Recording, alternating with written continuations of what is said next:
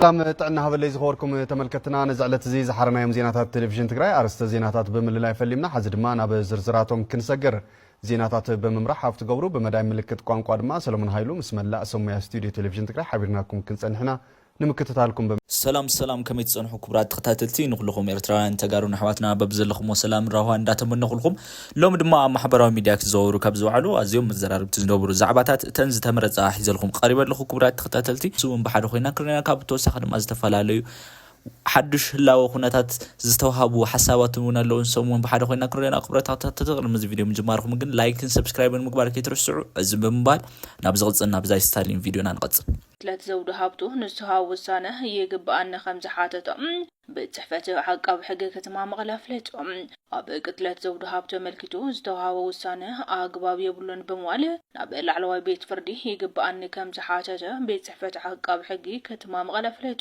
زود هابطو قد مسر استعمت نحاس عصر سلسة كلتشن عصر تحمشن عام تمرت أب كفلكة معد حقي أب ما خلت ترجع كمزدقاتلات كسي ما خلا بيت فردي كتمام غليرد ما خلا بيت فردي كتمام غله تستفاد أما قتلات بسبن بفيديون بدمت المردات بمقوار دمه قبل تفتمه يريد قبل سلاسين أنقصهم هاي لمارامن عد مالك عما أسرتي تفريد وميوم تخصصتينا بمقاوة أسبر نزار وطرعان يقباني مسارس كيرو ناس قداي بنا يسبر سلطان وزرعي مقاوة سبر علوي بيت فردي كل لزقرايقن كتعرز قبونات بيه سلاز رخبالو نابي مأخلا بيت فردي كتمام غلا خمز ملسو غليسيوم مأخلا بيت فردي كتمام غلا بستملسو لونت ممسرات ناتي وانين داقماي بمراي حمل 20 شحانتن كلتشن 10 عام تمرت تخصصتي بنزاك سنابت وسينيوم بصحفة عقاب حقي كتمام غلا لو من ጋዜጠኛታት በዛሃው መግለጽ ድማ ንውሳነ ማእከላይ ቤት ፍርዲ ከተማ መቀለ ከምዚ ይቀበለው ፍለጥዮም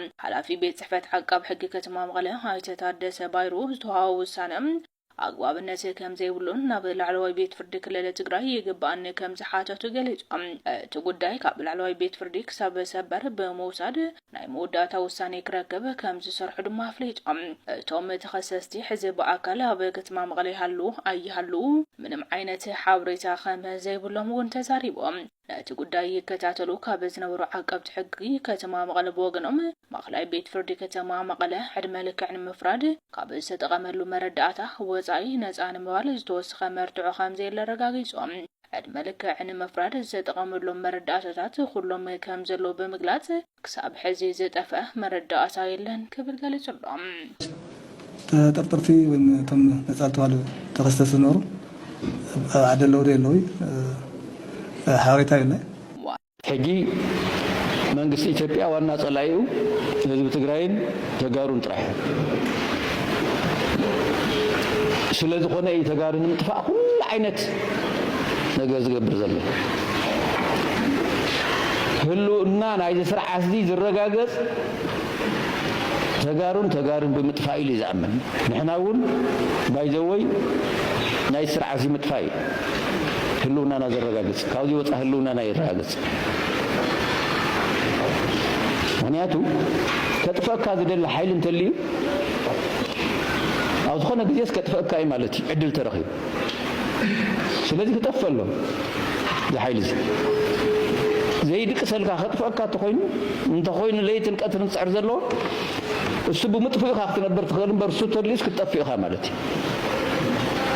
ስለዚህ ናህና ህልውና ነው ናይ ስርዓት ዚ ጥፋት ይዝምስረት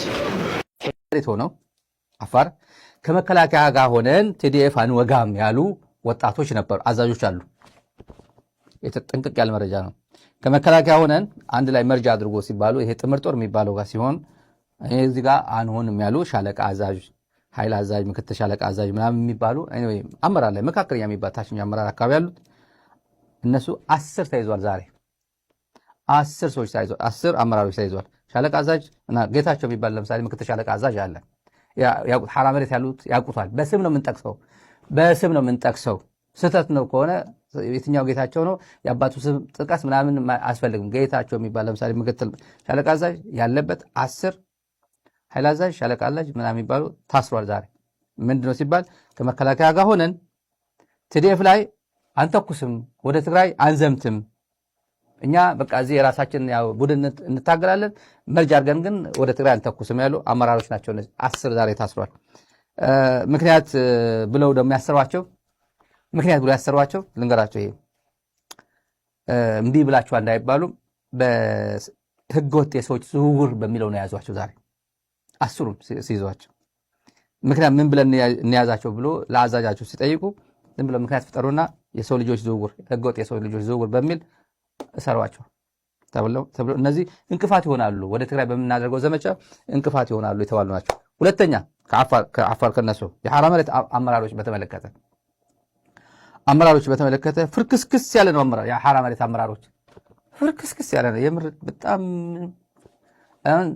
ማን ከማን ጋር ይገናኛል ብዬ መናገር ስለሚደብረኝ ነው። ፍርክስክስ የለ ከብልጽግና ጎን አይደለም እነዚህ ሰዎች የለም። በቃ ባጭር ቋንቋ የለም። ከብልጽግና ጎን አይደለም ያለው። ከማን ጋር ይገናኛሉ? ለምን ጉዳይ ምናምን የራሳቸው ጉዳይ ነው። የራሳቸው ጉዳይ ሆዴ ስለቆረጠ ነው እንደዚህ ብዬ አንዳንዱ እንትን ማድረገው። ግን ከብልጽግና ጎን አይደለም። ግን በደምብ ተንከባከባቸው። አዲስ አበባ እየወሰዳቸው ነገርና ለምነናቸው ኤግዞስቲቭ በቃ በጣም እኔ እንዴት አድርጌ ብዙ ጊዜ እንዳባከንኩኝ እነሱን በመለመን እነሱ በመማፀን አዚፍ እኔ ለየት ያለ ትግራይ የኔ እንደሆነች እነሱ ግን በቃ ባካችሁና ትግራዋይ ሁኑ ብዬ እንደመለመን አይነት ጭምር ነው የሚሰማቸው ይመስለኛል። ኧረ ባካችሁ ትግራይ የእናንተ ነች እያልናቸው፣ ኧረ ባካችሁ ትግራይ አትተኩሱ፣ ኧረ ባካችሁ የትግራይ ወጣት ላይ ትላንት አብራችሁ ስንት ታሪክ ስትሰሩ የነበሩ ወደ ትግራይ አትተኩሱ፣ ወደ ልጅ ወንድሞቻችሁ አትተኩሱ፣ እናንተ ትላንት ስታዘዋቸው የነበሩ ወጣቶች ላይ አትተኩሱ ብለናቸዋል። ምን እንዴት ነው ይሄ እንትኑስ እንዴት ነው የምታነጣጥሩት እያልን እዚህ ስናግራቸው ነበር። ቢሶበር በጸለምቲ በምናምን ከብልጽግና ጎን ሆኖ ሲታኮሱ ሲውሉ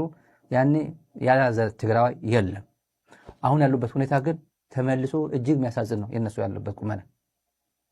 የሚያሳሉበት በቃ አንዴ ከመስመር የወጣ ጊዜ በፖለቲካ ዓለም አንዴ ከመስመር ከወጣ ጊዜ በቃ በፍጹም መመለስ የሚችሉት ጥቂቶች ናቸው። ሬል ላይን ካለፉ በኋላ በጣም ከባድ ነው። ዝም የባሰ አሁን አዲስ አበባ አንዴ ባንዳ ሆነናል፣ አንዴ ሽጠን አዲስ አበባ ሄደናል የሚሉ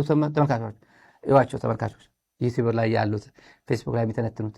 ከትግራይ ተነጥለን ሄደናል ያሉ ጊዜ ድጋሚ ወደ ትግራይ የምንገባበት ፖለቲካል ቫኪዩም የሆነ ነገር ቀዳዳ እናገኝም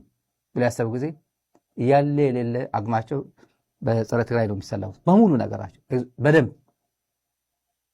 እነሱም የሚያውቁት ይመስለኛል። አሁን የገቡበት ችግር ዛሬ እነዚህ ሐራ መሬት የሚባሉት አዛዦች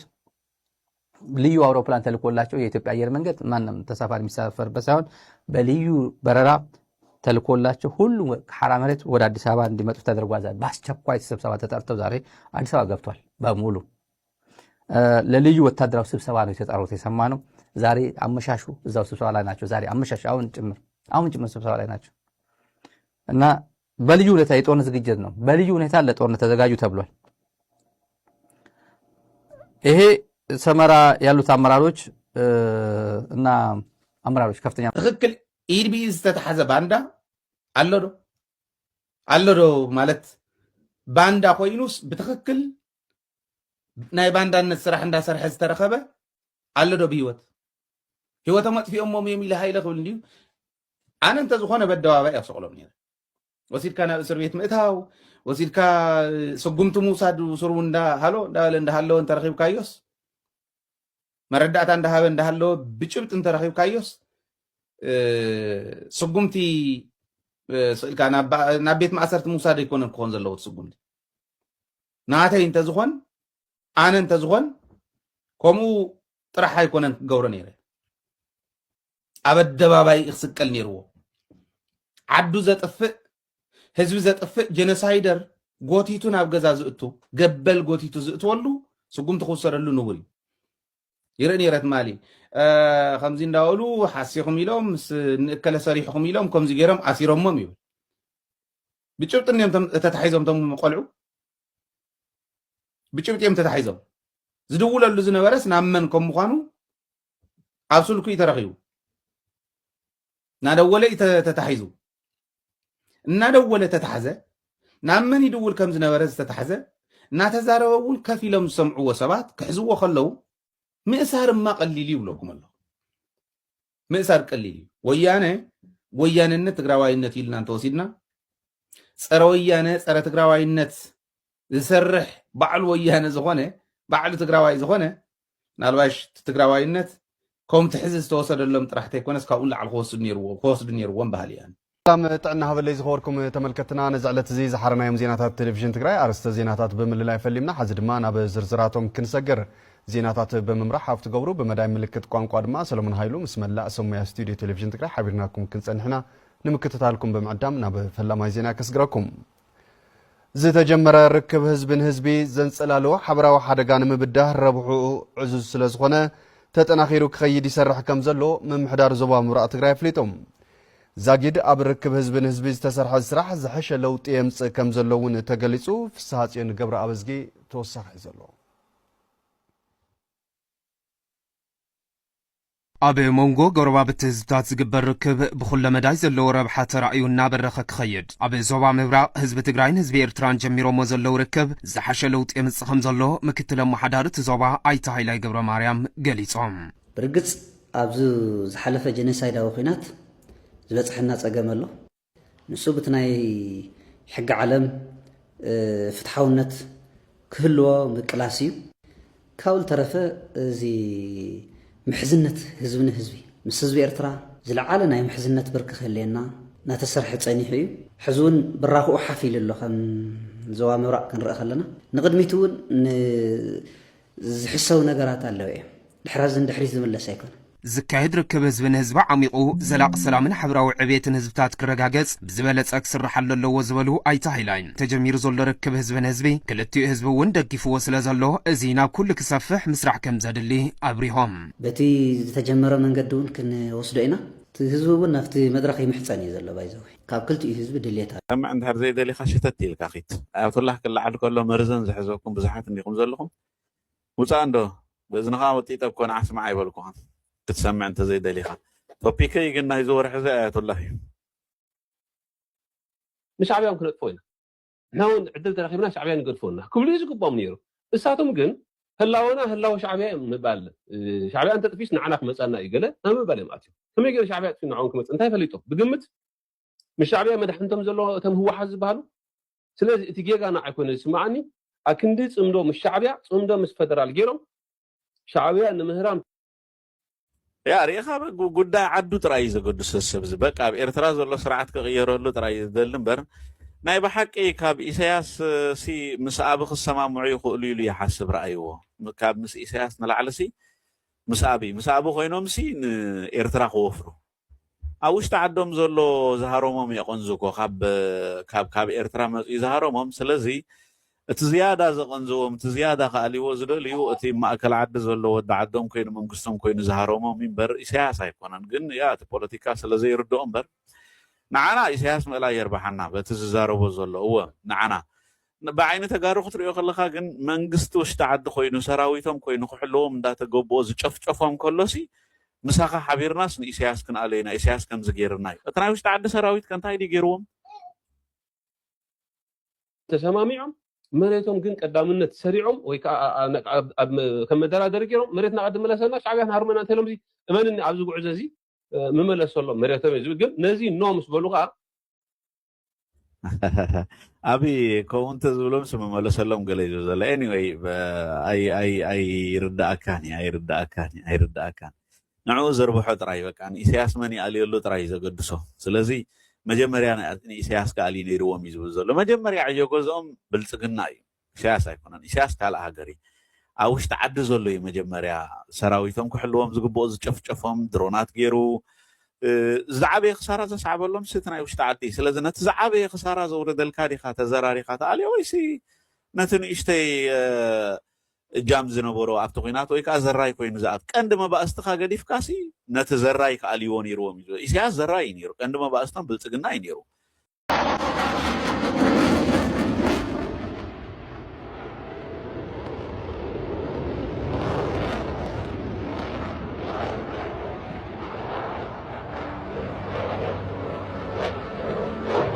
باركس كبرات تخاتلتين لوم زبلخو مدبات نزي مسل نيروم دحر دات فيديو فوتيخمو لايك شير سبسكرايب مغبار كيترسعو بقصالي مدبس كعراخو سلام كونو